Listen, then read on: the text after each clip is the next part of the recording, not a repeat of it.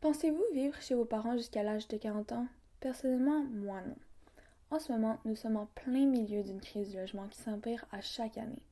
Le loyer médian pour un appartement à seulement une chambre est de 1 800 $ par mois. Et, pour que le logement soit abordable, il ne devrait pas coûter plus que 30% du salaire, ce qui est presque impossible à maintenir ces jours-ci, à moins que tu sois extrêmement riche, bien sûr. Acheter une maison semble encore moins possible.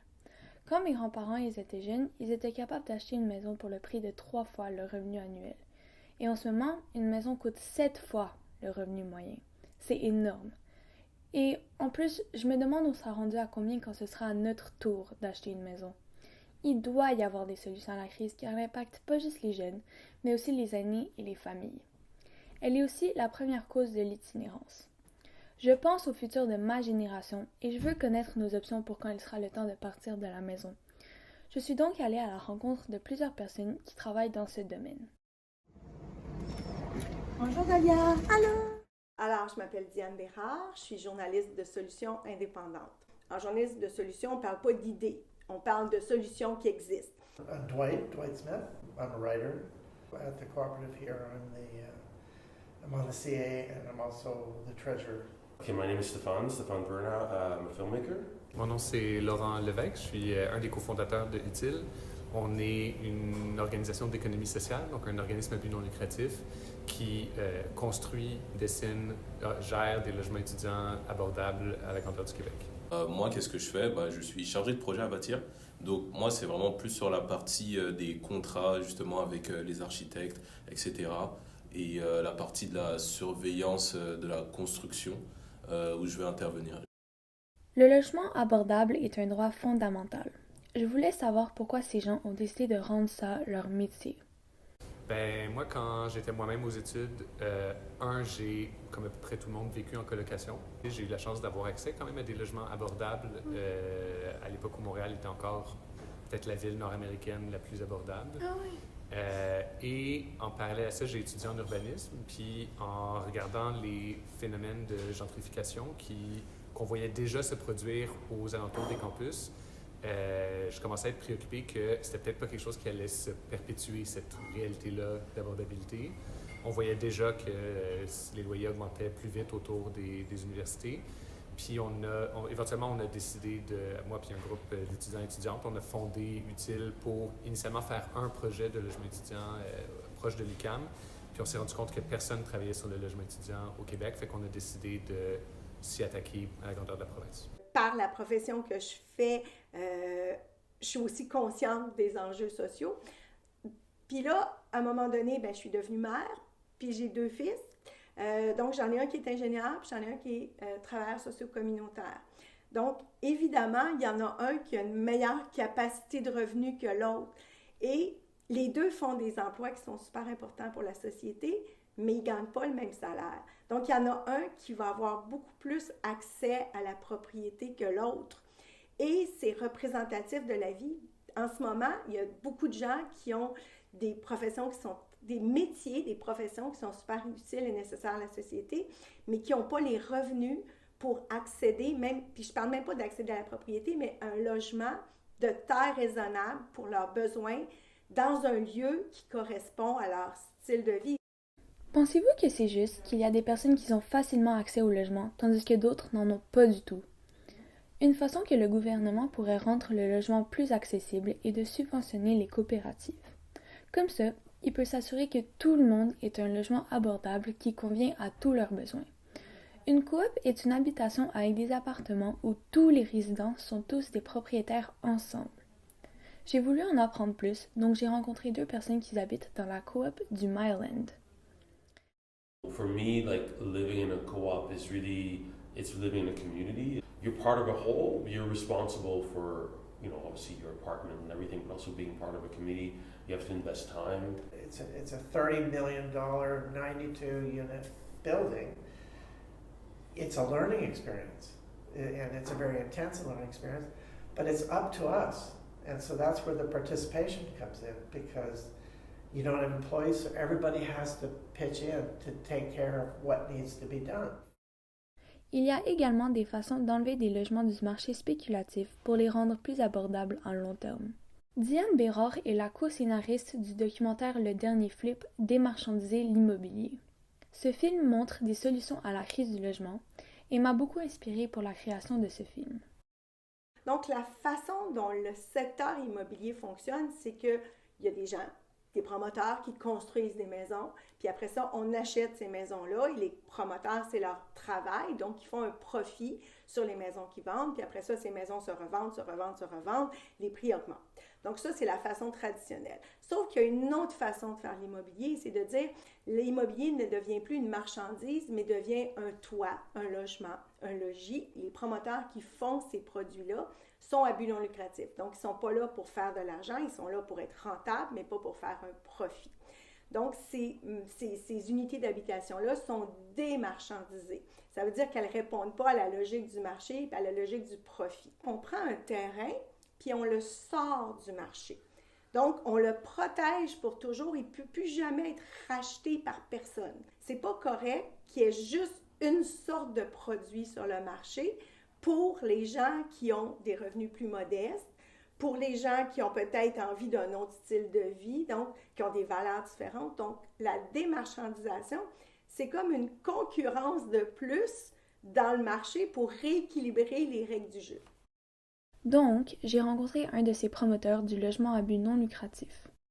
Bâtir, c'est un GRT, donc c'est un groupe de ressources techniques. Et nous, ce qu'on fait, c'est qu'on va aider nos clients pour leur projet immobilier. Ça veut dire que, par exemple, il y a un client qui va vouloir construire un immeuble. On va l'aider à obtenir les financements pour construire cet immeuble-là. On va l'aider à gérer les contrats avec les architectes, les ingénieurs, avec la ville aussi pour les permis de construction. Et ensuite, on va l'aider pendant la construction de cet immeuble-là. Donc, Bâtir, nous, on est spécialisé justement dans les logements communautaires. Logements communautaires et sociaux. Par exemple, aux personnes qui ont des problèmes de santé mentale, ça peut bénéficier aussi à des personnes qui ont été ou sont victimes de violences. Et ça peut bénéficier aussi aux personnes à faible revenu. Comment est-ce que vous êtes capable de garder ces immeubles abordables comparés aux autres immeubles à l'autre côté de la rue, par exemple? Bien, c'est vraiment parce que c'est des immeubles qui sont à but non lucratif. Okay. Donc, ils sont construits, ils sont financés une fois, mais ils ne sont jamais vendus. Okay. Et on n'a pas d'investisseurs qui cherchent à faire le plus de rendement possible. Donc, c'est sûr qu'on doit augmenter les loyers parce qu'il y a de l'inflation, les coûts augmentent, puis il faut qu'on s'assure que les immeubles sont bien entretenus, puis tout ça. Donc, on a des dépenses annuelles, mais on va augmenter seulement du montant dont on a réellement besoin pour couvrir l'augmentation réelle de nos coûts, plutôt que d'essayer de profiter du fait qu'en ce moment, la demande est plus grande que l'offre pour faire le maximum de profit possible dans un système à but lucratif. En général, tous nos logements sont 10 à 30 % en bas du marché. Puis cet écart-là, il se creuse avec le temps parce qu'on l'a vu dans les dernières années, les loyers sur le marché augmentent de 5 %, 10 %, 15 %. Puis nous, nos hausses sont toujours inférieures à ça. Donc, en fait, même les logements qu'on a construits par le passé deviennent de plus en plus abordables. What's the difference between this building and the one across the street? Say that's not a co-op. The difference is that this is a non-profit, and you kind of have two objectives in a building like this. Cross Street's privately owned. Basic idea is pay the mortgage, build your personal Pay your assets, taxes, pay your taxes, and accumulate your personal equity. And then you can use that to buy another place. And so that's the private market. Here, we can never sell this building. It's a publicly owned building. It's a cooperatively owned building. So our needs are twofold. One is to set the rent at a level where we can address all the financial needs of the building and the co-op, both present and for the future, putting money aside. But at the same time, trying to keep the rent at an affordable level. So our rent here it's about 20% less than the medial rent in the island of Montreal, but it's about 50% to 100% less than the medial rent on the Plateau of Montreal. So the actual rent people pay here is between $700 and $900. Dans son film, Diane parle de fiducie foncière communautaire. Et je voulais mieux comprendre cette autre solution à la crise. Est-ce que tu dirais que ça ressemble un peu aux coop d'habitation? Donc, dans une coop, c'est les membres Donc, j'habite dans une coop, c'est un milieu de vie. Je participe à la vie collective, je participe aux travaux et tout ça me permet de garder les prix, le loyer raisonnable. Une fiducie foncière communautaire, c'est plus complexe.